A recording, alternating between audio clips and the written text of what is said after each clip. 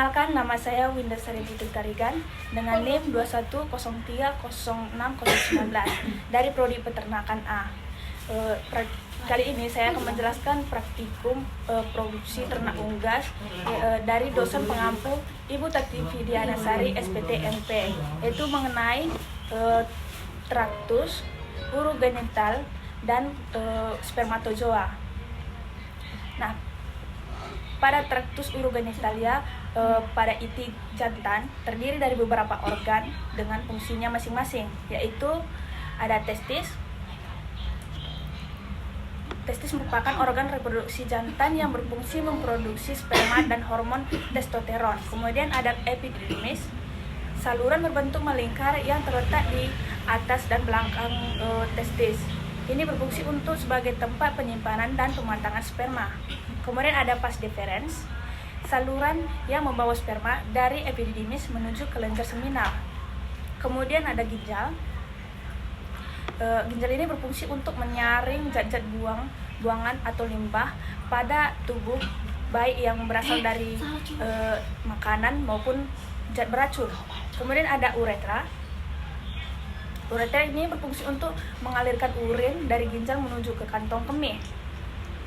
Kemudian ada kloaka. Kloaka ini berfungsi untuk mengeluarkan kotoran yang ada dari dalam tubuh itik jantan. Lalu yang kedua, saya akan menjelaskan proses pembentukan spermatozoa atau sel sperma pada itik jantan yang terbentuk dari testis. Organ reproduksi jantan yang terletak dalam skrotum atau kantung cakar. Proses terbentuk spermatozoa ini pada itik jantan melalui beberapa tahap, yaitu ada tahap spermatogonium. Pada tahap ini, sel-sel germinal yang masih belum matang atau disebut spermatogonium akan berkembang biak melalui pembelahan mitosis. Sel-sel ini masih mengandung kromosom yang lengkap. Kemudian ada tahap spermatosit. Spermatosit ini setelah melakukan beberapa pembelahan mitosis, sel-sel germinal akan menjadi spermatosit sekunder.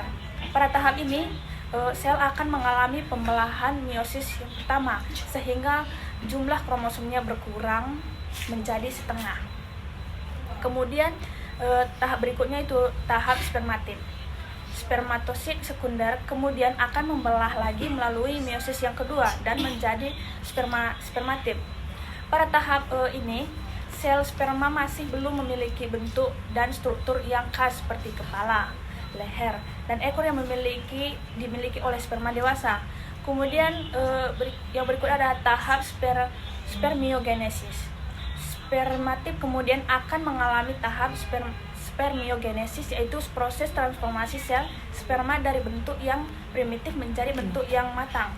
Selama tahap ini, spermatid mengalami diferensiasi dan pengembangan bagian-bagian yang khas pada sel sperma, seperti pembentukan kepala, leher, dan ekor. Kemudian ada tahap spermatozoa. Akhirnya, pada tahap ini, spermatid menjadi sel sperma yang matang atau disebut spermatozoa. Spermatozoa kemudiannya masuk ke dalam tubulus seminiferus yang terdapat dan pada testis dan kemudian menuju epididymis untuk mengalami tahap pematangan. Setelah matang, sperma akan disimpan di epididymis dan kemudian dikeluarkan melalui saluran kelamin saat itik jantan melakukan kopulasi atau perkawinan. Nah, demikian penjelasan dari saya. Sekian dan terima kasih.